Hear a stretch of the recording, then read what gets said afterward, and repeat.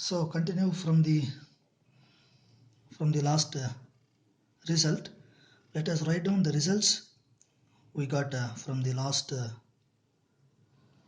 section. That is, the drift velocity of charged particle equals to E by m into t here. And here t is relaxation time, and E is electric field, and E and m are mass of charge and mass of charged particles, and Vd is drift velocity. So this is what your drift velocity is. And one more result is the current equals to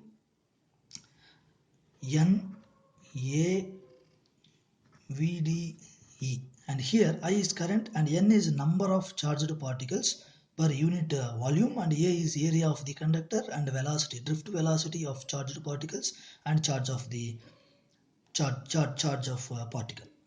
So from here you can write down, if I substitute Vd in this equation, then I get I equals to, if I substitute this Vd here, then I get I equals to, I get N E square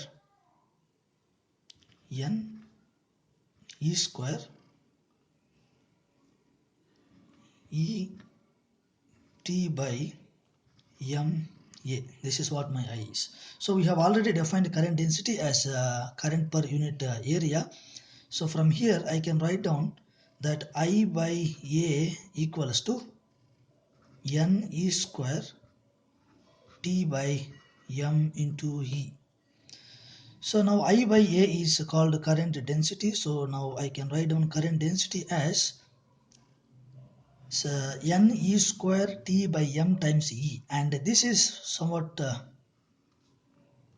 constant in this equation, and that constant is conductivity. And so because J is a vector quantity and E is also a vector quantity, and sigma is here conductivity.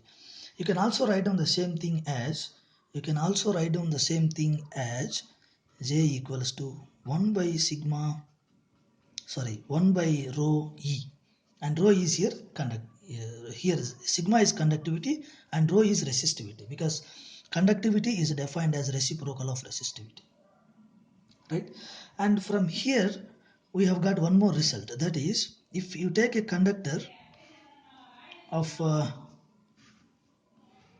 area A and length L, length of the conductor is L and area of the conductor is A, and E is electric field, then you can write down the potential across the conductor. Then potential across the conductor here, because electric field is defined as negative gradient of potential, so you can write down E equals to V by L for this one. That implies V equals to E into L. So if I substitute this E in this equation, then I get I equals to N E square T A by M L into V. So that implies V equals to M L by N E square T A into I. So this is, everything is constant here. M N L square T L A, everything is constant. So I can write down that constant as resistance of the conductor. So now I can write down resistance of the conductor equals to M by N E square T into L by A. And M is mass of the charged particle, N is number of charges per unit volume, and E is charge of charged particle, and T is relaxation time. So then you can also write down, because M and E is a constant for any material, but a number of charged particle per unit volume and relaxation time depends on the material. So you can write down this as resistivity.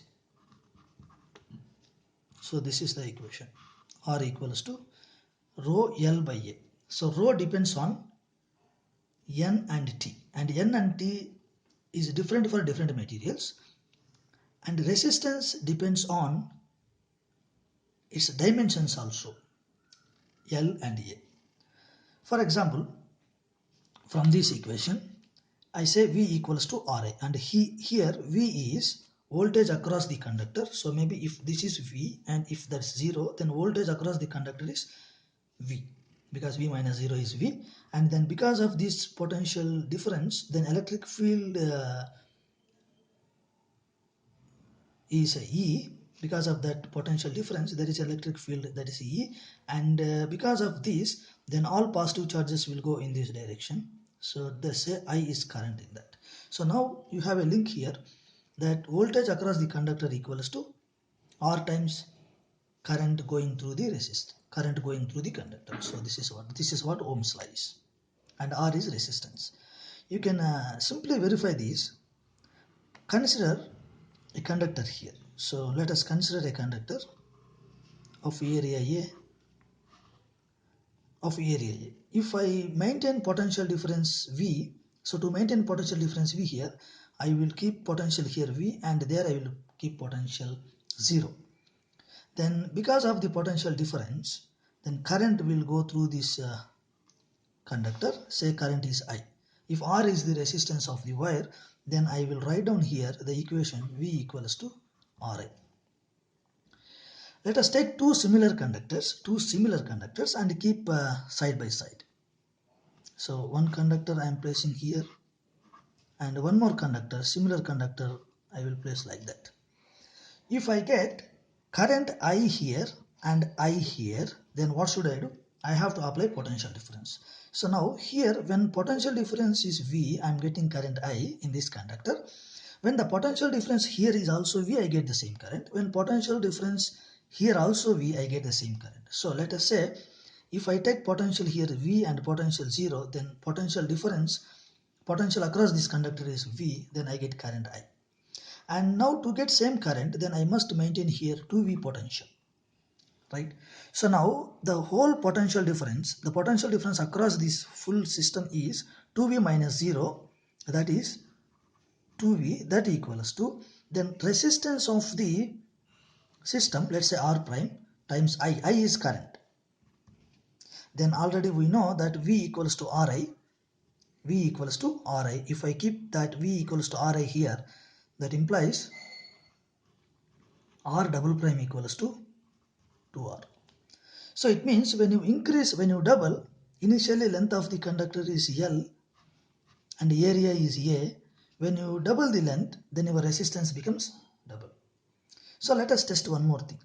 That is what here your relation is. So here I can say R is proportional to L. As you increase the length, resistance also increases. Now let us see one more result. If you take similar conductors once again, one conductor, and let us place one more conductor like this.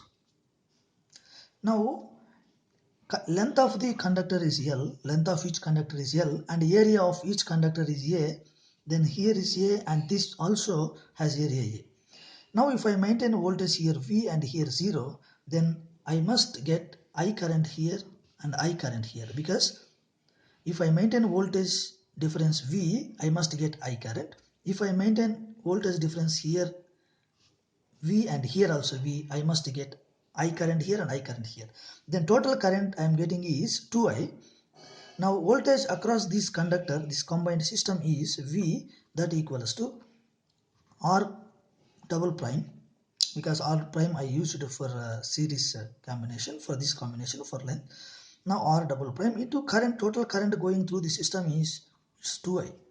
So that implies already we know V equals to Ri. When I take V equals to Ri, when I keep that here, then your R double prime equals to R by 2.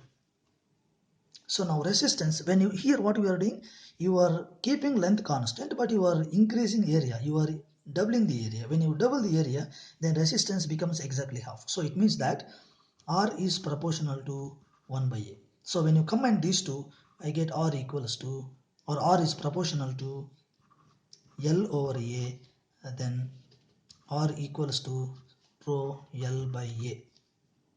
So this is what your result. So let us define one more parameter, one more important parameter, that is mobility.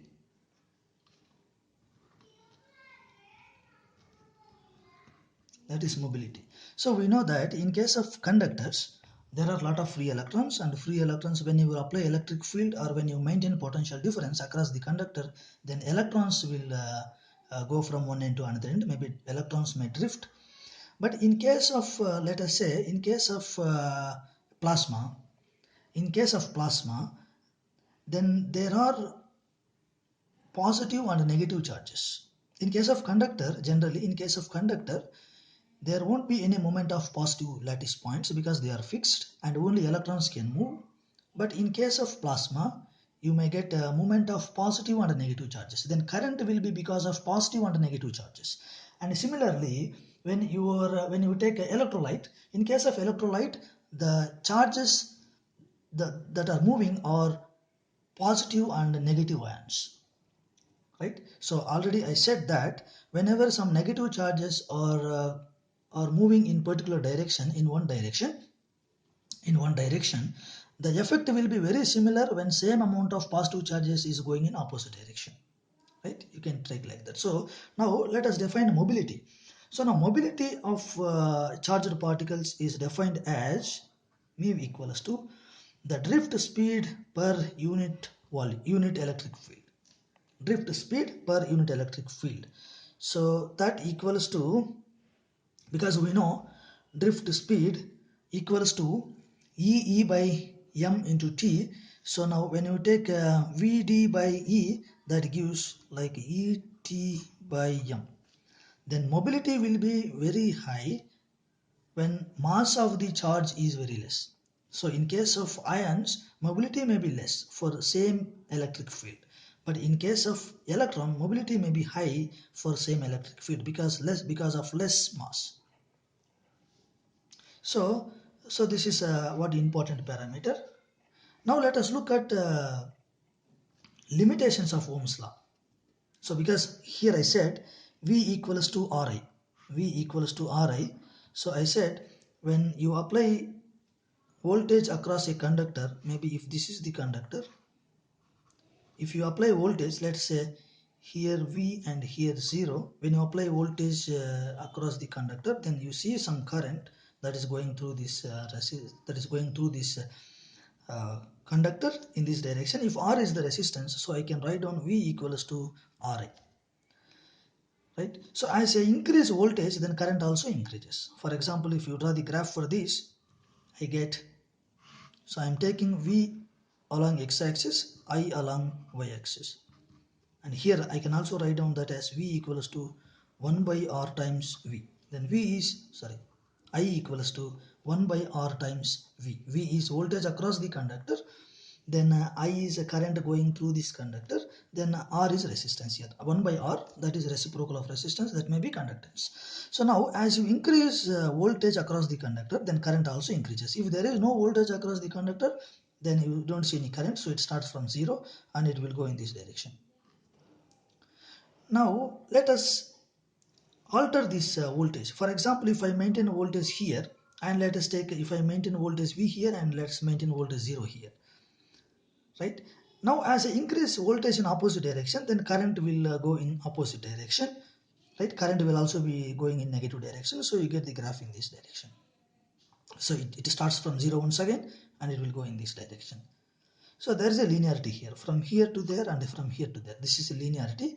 So this conductor is obeying Ohm's law, because Ohm's law is V equals to Ri. This conductor is obeying Ohm's law. When you take slope of this one here, because I am taking I versus V graph, then your slope will be here. It's 1 by R. It's not R. If I take VI graph, my slope will be R. Right? Then reciprocal of resistance will be your slope, or reciprocal of slope will be your resistance. So there are certain materials which does not follow Ohm's law. Let us see what are that.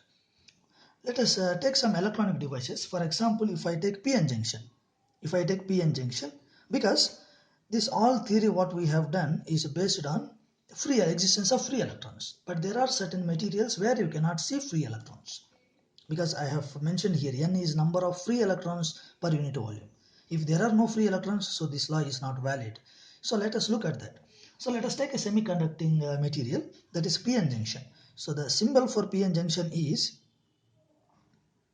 this is the symbol for p-n junction, right? So you can see the characteristics of p-n junction. If you see the characteristics of p-n junction, you can take this p-n junction and maintain voltage V here and voltage 0 there. Then see what current you will see. The current will be in this following way. So if it is current and if it is voltage, as you increase voltage, you won't see any linearity here. So it will go in this way.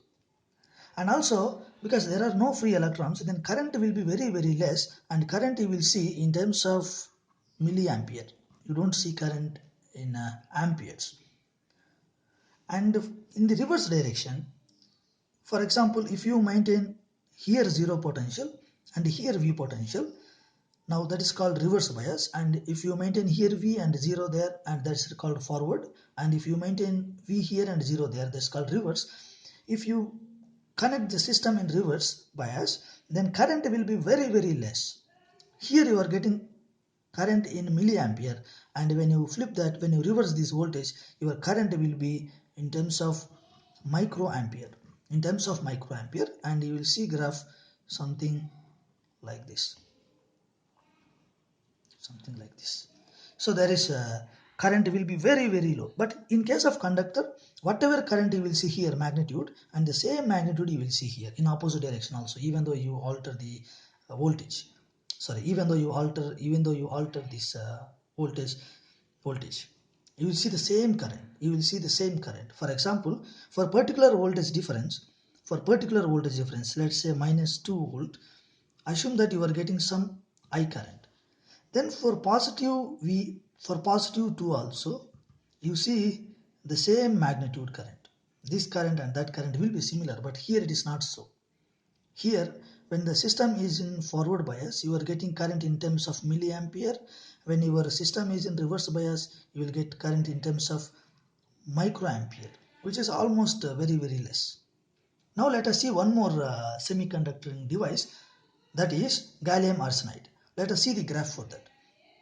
If you see the graph for that, gallium arsenide.